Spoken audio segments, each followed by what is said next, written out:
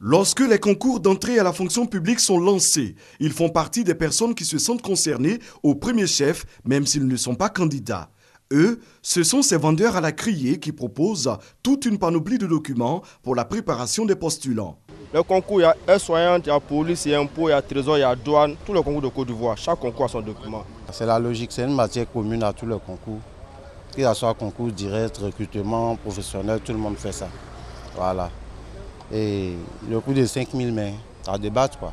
Pour mieux atteindre leur cible, ils occupent les abords du ministère de la fonction publique et de la modernisation de l'administration, ainsi que tous les sites dédiés. Ils accostent les visiteurs qui finalement se limitent dans leur quête d'information à ces transactions informelles. Il y a mon fils qui doit présenter un concours au niveau de l'EA à la INSAC. Donc je cherche des documents. Comme ils sont là, il faut nous faire des propositions d'anciens sujets traités. Ahmed, lui, s'est installé devant l'antenne d'Agamé. En plus des documents, il dispose d'un ordinateur avec connexion Internet pour être plus efficace. C'est utile puisque ça sert aux gens déjà d'avoir une idée des sujets de compos. On a aussi un ordinateur pour les inscriptions en ligne, pour le tirage des convocations, tout et tout.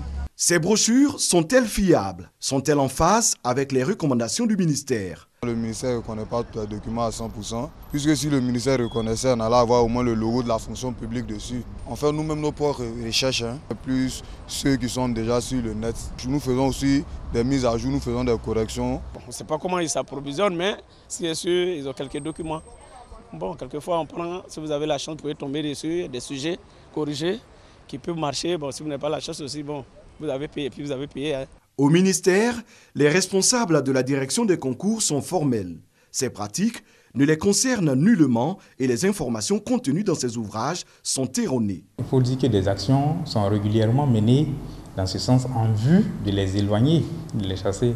Mais la meilleure façon de faire disparaître ces vendeurs-là, c'est la qualité de la réponse que nous apportons à travers les supports pédagogiques que nous proposons à travers l'organisation des cours de préparation.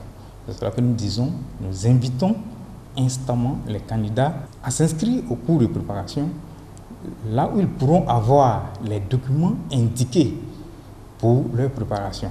Sur les 73 000 candidats, seulement 6 000 se sont inscrits et bénéficient de ce programme. Ce faible engouement profite assurément à ces vendeurs de documents qui continuent de s'imposer au ministère en proposant leurs articles sans être véritablement inquiétés.